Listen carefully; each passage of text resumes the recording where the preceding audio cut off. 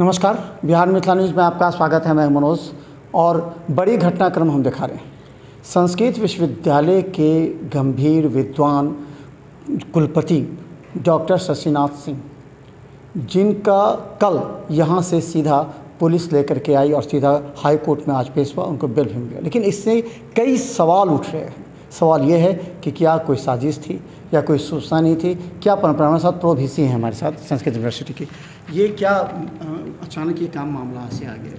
पहले तो मैं आप मिथिला चैनल वालों का स्वागत करता हूं। आप एक सजग पत्रकारिता के क्षेत्र में प्रिंट और इलेक्ट्रॉनिक मीडिया में आपका स्थान है और हम लोग भी आपके दर्शक हैं। एक सामान्य दर्शक होने के नाते भी और इस विश्वविद्यालय का प्रतिकुलपति होने के नाते मैं आपका अभिनंदन करता हूँ, स्वागत करता हूँ। आप क्या जानना चाहते हैं? ये कि आखिर ये जो घटनाक्रम हुई, क्या इसकी जानकारी विश्वविद्यालय प्रशासन को थी, उनके PO को, या जो उनके जो यहाँ देखते हैं उनको थी, आपको थी? मुझे तो नहीं थी, और जहाँ तक रहा अन्य कार्यालय के ऑफिसर कर्मचारियों के बारे में, इसका संज्ञान हम लोगों को नहीं था। ये जो घटना घटी दुखद है, और साथ ही साथ हमें भी जानकारी प्रिंट और इलेक्ट्रॉनिक मीडिया से ही प्राप्त हुई कि ऐसी घटना घटी। ये दुर्भाग्यपूर्ण है। यह माननीय उच्च न्यायालय का आदेश था। हर आदमी पालन करता है, भारतीय नागरिक हैं हम। माननीय उच्च न्यायालय का स्वागत करते हैं, उनके आदेशों का हम पालन करते हैं। ये तो सभी को हाई कोर्ट में जाना पड़ता है, चाहे SP हो, DSP हो या बड़े अधिकारी, बड़े नेता हो, जाना पड़ता है। यहाँ तकनीक भूल किनसे हुई है, किनको मानते हैं, कहाँ से तकनीक भूली हुई है? कम्युनिकेशन का अभाव रहा या फिर किस? इसके बारे में तो प्रक्रिया जाननी पड़ेगी। अब मुझे इसकी जानकारी है नहीं, क्योंकि मेरा क्षेत्र जो है कुछ सीमित क्षेत्र है और सीमित क्षेत्रों में हम लोग काम करते हैं। बदनामी संस्कृत यूनिवर्सिटी की भी है, आप लोगों को भी मानहानि पर पड़ा होगा इससे?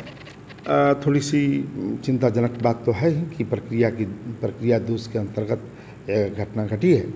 यह तो चिंतनीय है, और इसको हम लोग प्रक्रिया में, माननीय कुलपति जी आएंगे तो प्रक्रिया में देखेंगे कि घटना भूल चूक कहाँ से हुई।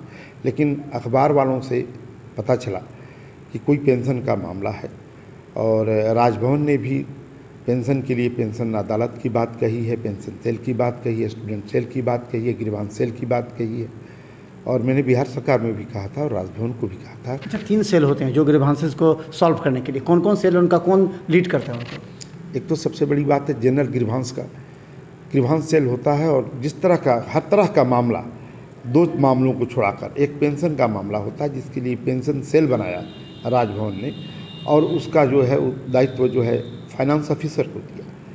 और अगर वो सेल अगर सुचारू रूप से काम करे, मैंने देखा है बहुत सारे विश्वविद्यालयों में पेंशन का मामला यहीं समाप्त हो जाता, कोर्ट में नहीं जाना पड़ता। दूसरा सेल है छात्र का सेल है, जिसमें परीक्षा नियंत्रक उसके कोऑर्डिनेटर होते हैं और परिणाम इत्यादि सब मामलों को देखते हैं। इस सब के अतिरिक्त जो भी मामले बनते हैं, उन मामलों के लिए आपको ग्रीवांस सेल है, जो प्रतिकुलपति उसके अध्यक्ष होते हैं, और मामलों का निपटारा। अगर मान लीजिए इस पर जांच बैठती है कि आखिर VC के साथ क्या कोई साजिश हुई है या कोई सूचना का अभाव रहा है, तो प्रो VC उसकी जांच की टीम बनाए जाते हैं, अक्सर ये देखा जाता है। तो कई जांच की शुरुआत आप कहाँ से करेंगे और किस बिंदु को देखेंगे?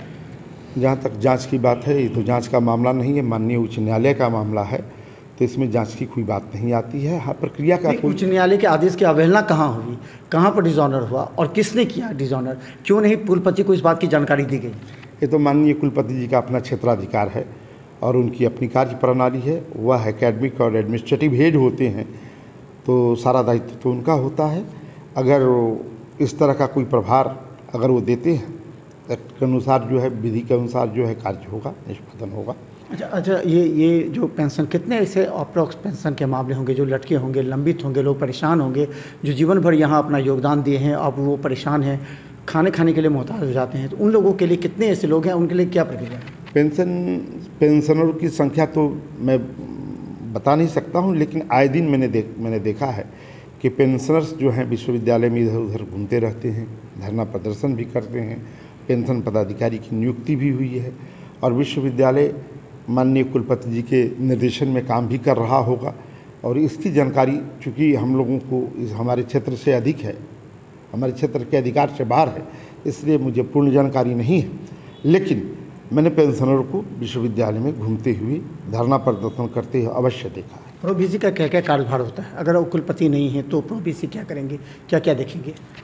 अगर कुलपति नहीं है तो एक्ट के अनुसार जो है, अगर प्रतिकुलपति को प्रभार दिया जाता है तो प्रभार का जो सामान्य कार्य है वो करेंगे और राजभवन के दिशा निर्देश पर, और जो विशेष कार्य को करेंगे। यह जो है विधान के अनुसार है। अभी राजभवन का कोई दिशा निर्देश आया है क्या? जी नहीं, न राजभवन का कोई दिशा निर्देश आया है, न माननीय कुलपति जी की इस गिरफ्तारी के बारे में हमें ऑफिशियल जानकारी भी नहीं है। तो हम बता दें, हमारे साथ प्रो वी सी हैं जिन्होंने सही बातों की जानकारी दी है। सवाल ये है कि अगर कुलपति पर कभी संकट आता है, वो कहीं बाहर जाते हैं, तो अचानक प्रभार जो है सो प्रो वी सी को दिया जाना चाहिए, नियम था, लेकिन नहीं मिला। इसके अलावा सवाल सिर्फ एक है, क्या कुलपति के खिलाफ कोई साजिश रची गई? जिन्होंने राजभवन को भी जानकारी नहीं है, इसके अलावा जो हाई कोर्ट की बातों की जो अवहेलना हुई है, कौन किया अवहेलना? क्या कुलपति को कम्युनिकेट किया गया, कि कुलपति को बताया गया कि आपको इस तारीख को, क्योंकि हमने कभी देखा डीएसपी या एसपी को भी हाई कोर्ट से बुलावा होता है तो उस दिन उनको उपस्थित होना पड़ता है कागजात के साथ, लेकिन ऐसा नहीं हुआ। अगर ऐसा नहीं हुआ तो इसके पीछे क्या वजह और साजिश है? देखते रहिए बिहार मित्र न्यूज़, क्योंकि उनको बेल मिल चुका है, अब वो दरभंगा पहुंचने वाले हैं, उनसे भी हम जानने का प्रयास करेंगे आखिर ये घटनाक्रम क्यों हुआ, इसका जवाबदेह कौन होगा।